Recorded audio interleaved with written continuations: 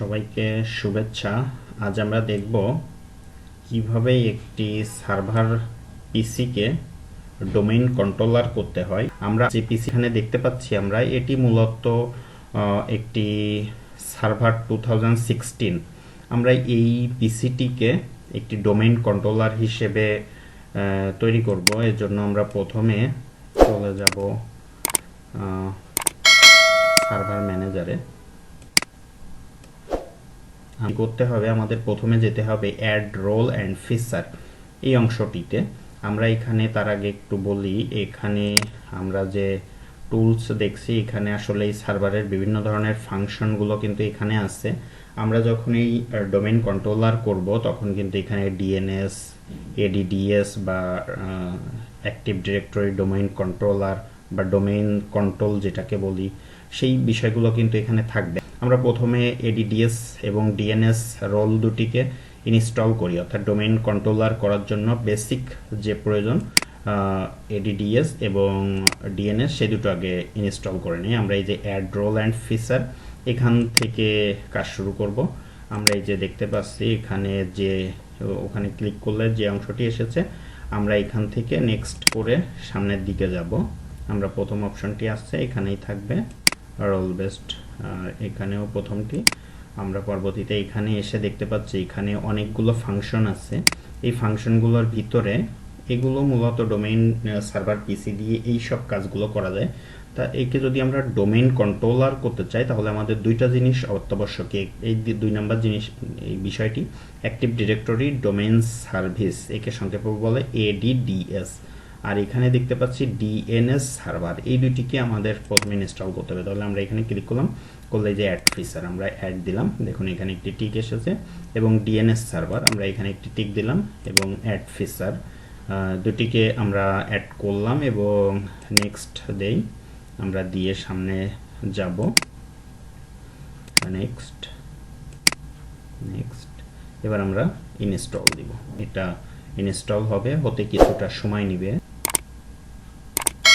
দেখুন আমাদের feature installation সেটি কিন্তু কমপ্লিট হয়েছে, এবং হওয়ার পরে আমরা কিন্তু এখানে একটা জিনিস দেখতে পাচ্ছি। এই যে অংশটি হয়তো বা একটু লক্ষ্য করলে দেখতে পারবেন, ছোট লেখা, দেখতে আপনারা কতটুকু দেখতে পাচ্ছেন আমি জানি না। এখানে লেখা আছে promote this server to a domain controller, অর্থাৎ একে ডোমেইন কন্ট্রোলার হিসেবে প্রমোট করতে হবে। এখন আমরা এখান থেকেও এটা করতে পারি, আবার এই যে হলুদ চিহ্ন দেওয়া যে অংশটি দেখতে পাচ্ছি এখান থেকেও করতে পারি। কোনো কারণে আমাদের এই অংশটি যদি চলে যায় তখন আমরা ওখান থেকে করব। আমরা এই প্রমোট দিস সার্ভার এখানে ক্লিক করব। এখানে ক্লিক করার পরে দেখুন এখানে 3টি অংশ আছে। একটি শেষে এখানে এক্সিস্টিং ডোমেইন, এক্সিস্টিং ফরেস্ট এবং অ্যাড এ নিউ ফরেস্ট। আমরা মূলত অ্যাড এ নিউ ফরেস্ট করব, কারণ আমাদের এখানে যেহেতু কোনো ডোমেইন কন্ট্রোলার নাই সেহেতু আমরা এটাই অ্যাড এ নিউ ফরেস্ট, অর্থাৎ আমরা একটি প্রথমবার করলে আমরা ফরেস্টই করব। আমরা যদি একটা ডোমেইনের কপি করতে চাই সেক্ষেত্রে প্রথম যেটা টিক দেওয়া আছে এটাই থাকবে, অর্থাৎ এক্সিস্টিং ডোমেইনে থাকবে তখন। এবং একটি ফরেস্টের আন্ডারে যদি আমরা ট্রি বা চাইল্ড করতে চাই সেক্ষেত্রে আমরা দ্বিতীয় অপশনটি চয়েস করব। আমরা যেহেতু প্রথমেই সার্ভার পিসিকে ডোমেইন কন্ট্রোলার করব সেহেতু আমরা অ্যাড এ নিউ ফরেস্টে ক্লিক করব। এখন আমরা কিন্তু ডোমেইনের একটি নাম দিব। আমরা এখানে একটি নাম দেই orpc.com। আমরা নেক্সট করলাম।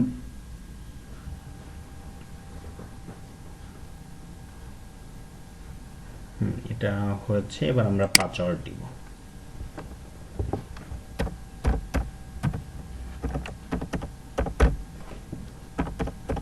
এখানে একটা বিষয় বলে রাখি, এখানে কিন্তু কোনো সাধারণ পাসওয়ার্ড নিবে না। এই পাসওয়ার্ডটি আমাদের অবশ্যই সংখ্যা, বর্ণ এবং যেসব @ বা $সাইন এরকম বিভিন্ন ধরনের মিশ্রণে আমাদের এই পাসওয়ার্ডটি দিতে হবে। কোনো সাধারণ পাসওয়ার্ড এখানে নেয় না। আমরা নেক্সট দিলাম, নেক্সট দেওয়ার পরে আবারও নেক্সট দিব। এখন আমাদের নেট বায়োস নেম অর্থাৎ ডোমেইনের নামটা এখানে দেখাবে। যে আমাদের এখানে আমরা যে নামটি দিয়েছিলাম কোর পিসি সেটি কিন্তু এখানে দেখাচ্ছে। আমরা এবার নেক্সট দিব। আমাদের এখানে চলে এসেছে, আমরা আবারও নেক্সট দিব। আমরা নেক্সটে দিয়ে চলে যাচ্ছি।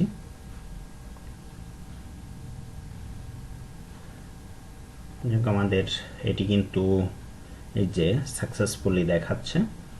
এখন click install to begin installation, আমাদের ইনস্টল করতে বলছে, আমরা ইনস্টলে ক্লিক করলাম।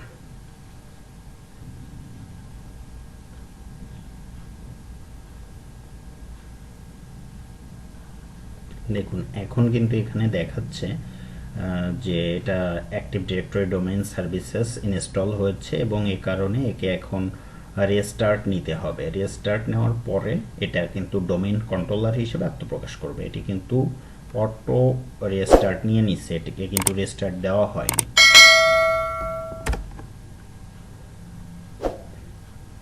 এখন যে উইন্ডোটি দেখতে পাচ্ছেন এটি কিন্তু সাধারণ ক্লায়েন্ট পিসি বা সার্ভার পিসি নয়, এটি কিন্তু এখন একটি পূর্ণাঙ্গ ডোমেইন কন্ট্রোলার, অর্থাৎ একে দিয়ে কিন্তু এখন অন্য পিসিকে এর অধীনে জয়েন করায়ে তাদেরকে কিন্তু এই পিসি থেকে এখন নিয়ন্ত্রণ করা যাবে। অর্থাৎ ওই সব যেসব ক্লায়েন্ট পিসি এখানে যুক্ত হবে সেসব পিসি কি কাজ করতে পারবে পারবে না তার সব কিন্তু এখন এখান থেকে নিয়ন্ত্রণ করা যাবে। আর এটা যে ডোমেইন কন্ট্রোলার হয়েছে তার প্রমাণ হলো এই দুটি। এখানে দেখুন এখন কিন্তু এডিডিএস এবং ডিএনএস এই দুটি অপশন আছে, আগে কিন্তু এই দুটি ছিল না। এখানে যদি নিচের দিকেও আমরা যাই, আমরা এখানে কিন্তু এডিডিএস ডিএনএস আগে কিন্তু ছিল না, এখানে দুটি আলাদা ভিন্ন লেখা ছিল। এখন কিন্তু এখানে এই এডিডিএস ডিএনএস লেখাটি এসেছে, অর্থাৎ এটি এখন ডোমেইন কন্ট্রোলার হিসেবে কাজ করছে। আজকের টিউটোরিয়াল ছিল এ পর্যন্তই। নেটওয়ার্কিং, সার্ভার, লিনাক্স সহ আইটি সেক্টরের গুরুত্বপূর্ণ বিষয় জানতে আমাদের চ্যানেলটিতে সাবস্ক্রাইব করুন। ধন্যবাদ সবাইকে। আজকের মতো টিউটোরিয়াল